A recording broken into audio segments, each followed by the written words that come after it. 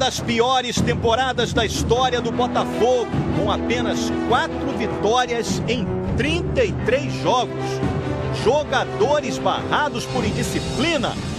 A esperança de um futuro melhor pode estar na juventude. Matheus chega e rouba muito bem para o time do Botafogo. Para Navarro, puxa a bola para o pé direito. Gol do Botafogo!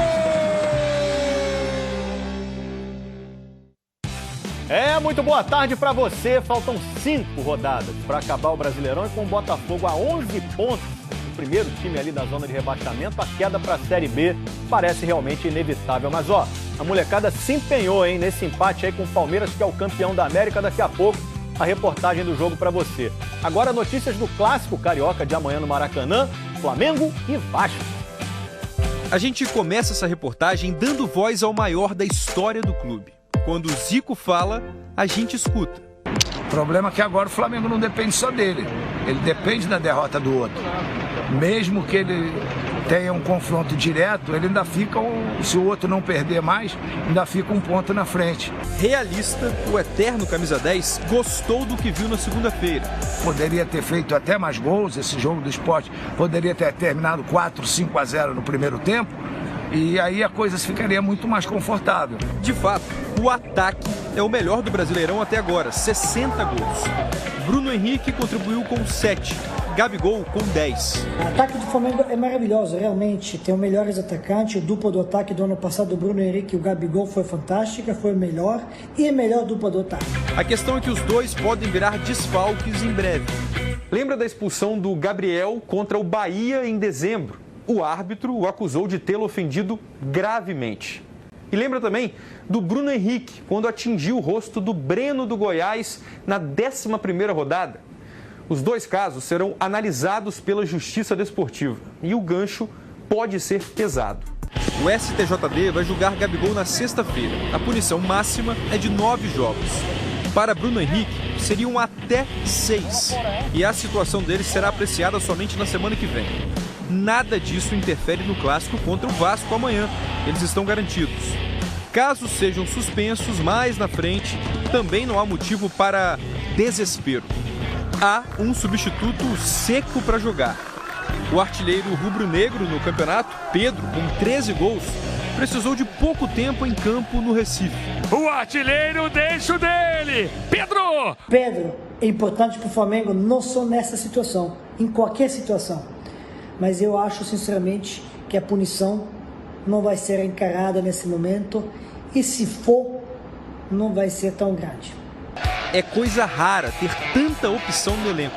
O ídolo do Flamengo, de volta aqui, sabe e dá o recado. Se eles quiserem, o time do Flamengo é o melhor em termos técnicos do futebol brasileiro. Agora não pode um time como o Flamengo perder 10, 12 pontos para equipes que não almejam nada no campeonato. Quem falou foi o Zico, né? O Vasco não vence o Flamengo há 16 jogos. Última vez, abril de 2016, na semifinal do Carioca. Mas a garotada da base quer acabar com esse negócio. A euforia de vencer o Flamengo, a dor de ser batido pelo rival, as emoções do clássico, tudo isso é normal para essa turma. A gente que é da base, joga aqui no Vasco desde garoto, a gente é acostumado a jogar Vasco e Flamengo pelo menos umas 3, 4 vezes por ano, né?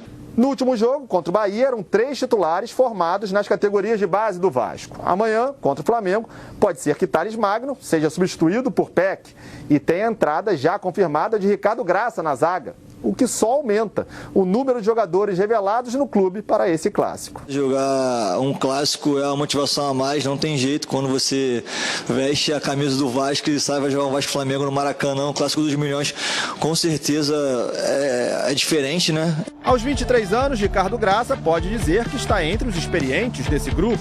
Subiu para o time principal em 2017. E como a última vitória vascaína no clássico aconteceu um ano antes, ainda não sabe o que é vencer o Flamengo como jogador profissional. Esses números com certeza incomodam, né? Incomodam bastante, mas acho que a gente também não tem que levar um peso de vários jogos passados pro jogo de agora. Ao lado de Marcelo Alves, Ricardo vai formar a zaga vascaína. como parar Bruno Henrique, Gabigol e companhia? Depois do jogo, se vocês não fizerem nenhum gol, eu te respondo essa pergunta. É um Flamengo que luta pelo título e um Vasco que não quer cair para a Série B. Reta final de Brasileirão. Motivos para fazer desse Vasco e Flamengo daqueles jogos que valem muito mais que os 3 pontos. Em relação a título, briga por rebaixamento, cada um tem que ganhar. Esse jogo vale 3 pontos, como o do Bahia valia 3 pontos, como o próximo valia 3 pontos. Melhor então ouvir e respeitar as palavras de quem conhece muito bem tudo que está envolvido nesse clássico. Os garotos da base foram grande destaque do Botafogo no empate com o Palmeiras. Daqui a pouco a reportagem do jogo para você. E o podcast GE Botafogo discute qual deles merece uma vaga no time principal. Tá lá, ge.globo/GE Botafogo ou nas principais plataformas de podcasts. Meus amigos, há exatos 30 anos estreava pelo Fluminense o atacante Ézio. E para celebrar a memória do Super Ézio, que nos deixou em 2011, o ge.globo preparou um especial bem legal para você relembrar a trajetória do desconhecido que virou artilheiro, foi carrasco do Flamengo, ídolo tricolor. Tá lá, ge.globo/Fluminense, beleza?